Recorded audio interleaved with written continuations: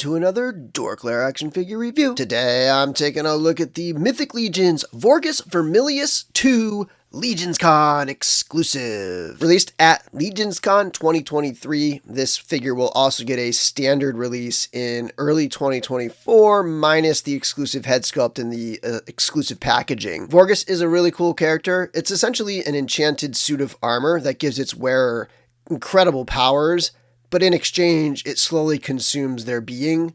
And then once that's done, it will go and enchant another being and consume them as well. And this time around, it has enchanted and consumed the vampire phalanx. So there's a little connection there to the previous release there with the phalanx from the reinforcements wave. So really cool stuff here. Let's get into this review. Zooming in for a close-up on the blood armor with the kind of powered up look to it, which shares a lot of the same parts as the Gorgo Aetherblade 2, so you've got that same armor, helmet armor. All the parts on Gorgo that were new are the same parts that are over here on this figure. So, which is fitting because the original Vorgus Vermillius was essentially a repaint. It was like a fan-chosen colorway repaint of the Gorgo Aetherblade 1. Interestingly, the color is quite different from Vorgus 1. Now, I can't speak to the Kickstarter version, but I do have a copy of the All-Stars version, and it's definitely a much different color.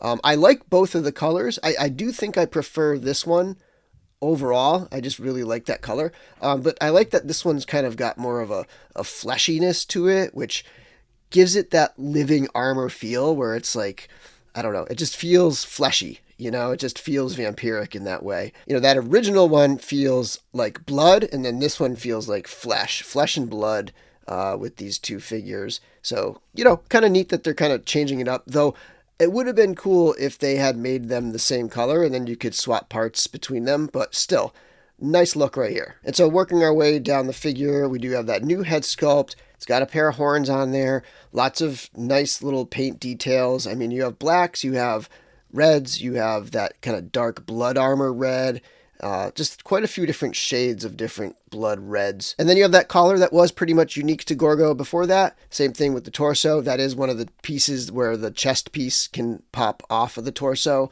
And then a big difference here is that the original Vorgus had the Good Knight parts on there, and then this new Vorgus has the orc parts on. So the arms here, the forearm parts, and then the boot parts are sort of like the orc themed ones. And then the other really crazy thing about this figure is the cape that has all these crazy tendrils coming off of it that are wired and you can pose them around. I do wish it was a little stiffer wire, like a little bit of a slightly thicker gauge, but overall it is fun to kind of bunch it up and pose it out and have him with his cape going crazy in the wind like that. You could have it wrapping around him and stuff and just getting into like really crazy positions and poses. So a lot of fun action shots. I think some photographers will have a lot of fun with this cape. Attaching it is a little tricky. This time I ended up putting it through the arm. So there's two loops. I put one loop in the arm and then I put one loop in the front,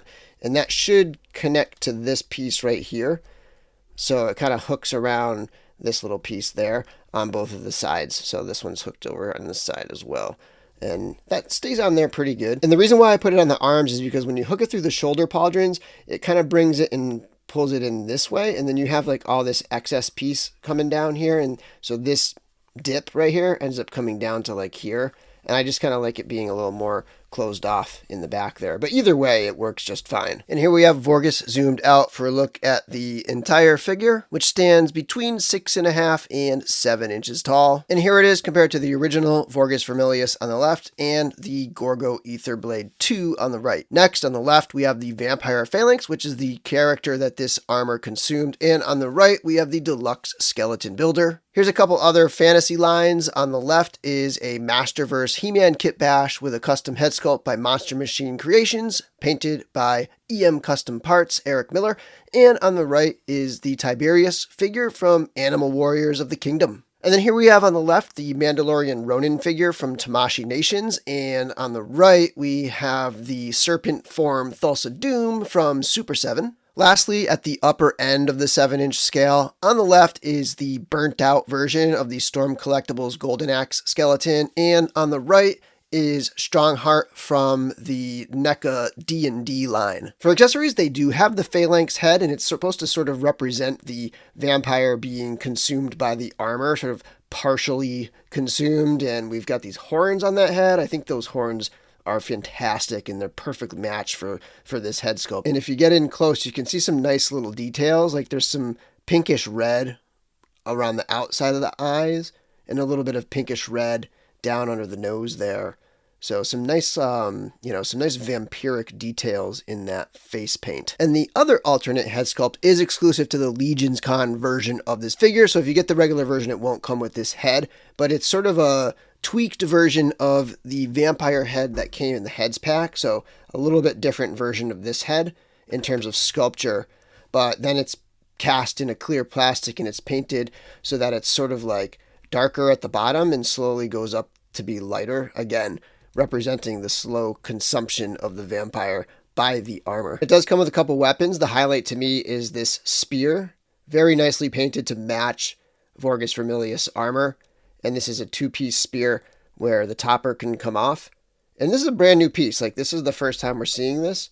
And it'll be with other figures, but I believe this is the first time getting this spear in hand. Mine's a little curved at the end. I'm going to have to heat that up and fix it. But overall, I love that piece. Then he does have 2 more weapons. That elvish axe blade there. And the handle is painted in sort of a flat, dark gray kind of color that I really like. I think that's a pretty sharp colorway for these weapons. And then you have that longsword, also like the sort of elven vampire longsword there, where, it's got a little more ornate details. But again, with that flat gray and a little bit of a dab of red, a little bit of that Vorgus red here and here.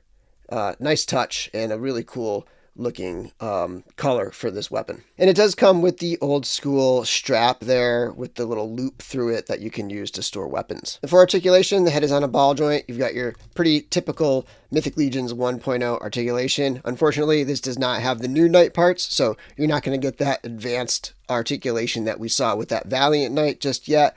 As usual, you do have the shoulder armor that can loop up, and I just noticed I have a little bit of the I've got a little bit of the wire sticking out right here. If I push on it, I can push it out more. So the trick there when dealing with that is to sort of like shimmy it back down, like grabbing like a little bit and trying to pull it back in. And then you can get it back in. And then the arms can come all the way up here, and then they can swivel around. When you take that armor off, you can swivel the arms all the way around. You do have those single jointed elbows. There's a twist above the elbow. There's a twist at the forearm, wrist, hinge as well. Ball joint at the torso moves really well on this one. So a lot of good range there. He can arch back and crunch forward and all that stuff. So really good range in the waist there. Kicks forward and back on that swivel. And then you have that hinge at the leg that goes into the splits. There's the twist at the top of the thigh. The single jointed knee, the twist below the knee, hinge at the ankle, rocker at the ankle, and then a twist as well. And here's a really cool part swap. And funny enough, it's not my idea. At LegionsCon 2023, I ran a pop and swap session where it was there to like introduce people to just the very basics of customizing, popping and swapping and kit bashing figures together.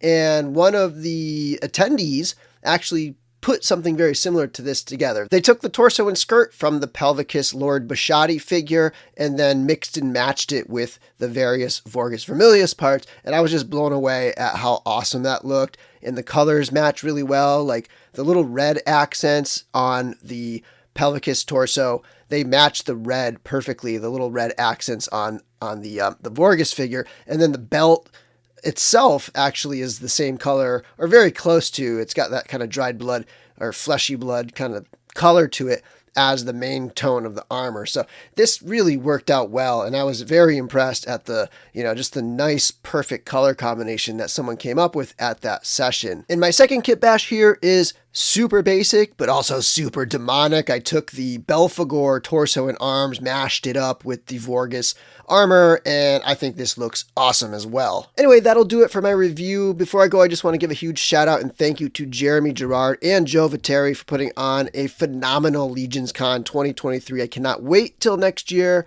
Thanks for watching, and until next time, may the Force be with you.